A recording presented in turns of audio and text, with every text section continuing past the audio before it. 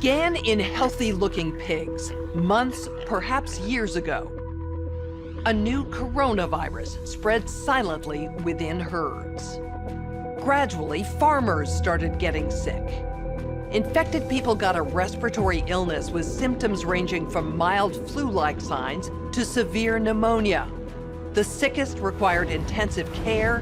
Many died. Experts agree, unless it is quickly controlled, it could lead to a severe pandemic, an outbreak that circles the globe and affects people everywhere. The mission of the Pandemic Emergency Board is to provide recommendations to deal with the major global challenges arising in response to an unfolding pandemic. The board is comprised of highly experienced leaders from business, public health, and civil society. We could be looking at double the number of cases in 1 week and 16 times as many in a month if we are not able to stop the spread. That would be on the order of 500,000 cases, and it would continue to rise exponentially. In 3 months, we could be approaching 10 million cases. We're at the start of what's looking like it will be a severe pandemic. And there are problems emerging that can only be solved by global business and governments working together. We have known about CAPS-like viruses in animals and people for decades, but have not been successful at developing a licensed vaccine. And sure, there are new technologies that may help, but it's going to be difficult. I am not optimistic about having a vaccine in time to be relevant during this pandemic. So the policy crisis in question for this board in this meeting is this: how should governments, business, and international organizations allocate and distribute pandemic antivirals and medical supplies to the people who need them most?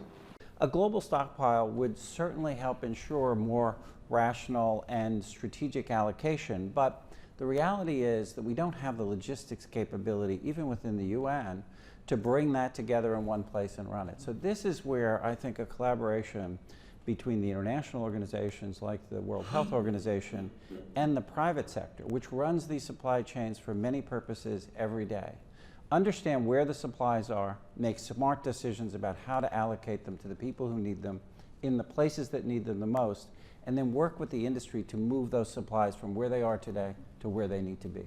Just to underscore the point that cooperation among supply chain providers or businesses that have huge supply chains can add a lot of efficiency to the whole process. Public health agencies have issued travel advisories, while some countries have banned travel from the worst affected areas.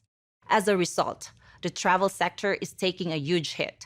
Travel bookings are down 45%, and many flights have been canceled. A ripple effect is racing through the service sector. Governments that rely on travel and tourism as a large part of their economies are being hit particularly hard. How should national leaders, businesses, and international organizations balance the risk of worsening disease that would be caused by the continued movement of people around the world against the risks of profound economic consequence of travel and trade bans? What is essential, what is non-essential travel, we have to clarify this. Otherwise, if we go down to 20% bookings over a long period, the company will run down. That's a fact. You know, there's a whole complex set of issues in a highly interdependent world on supply chains that are just in time. We need to think about how much flex there is in that just-in-time supply chain system and make sure it keeps running. I think it's going to take specificity, and it's going to take knowledge that only the private sector has. The UN can play an important coordinating facilitation role, but the companies know where those commodities are, where they move, how to move them, and that's where a type of public-private collaboration that we have not generally had in these crises needs to be put together pretty quickly. We are not out of money, yet. But the fact is we are trending in a dangerous direction and something needs to change. So the policy question for this board now is how should financial resources be prioritized? Are there nodes that we cannot allow to fail?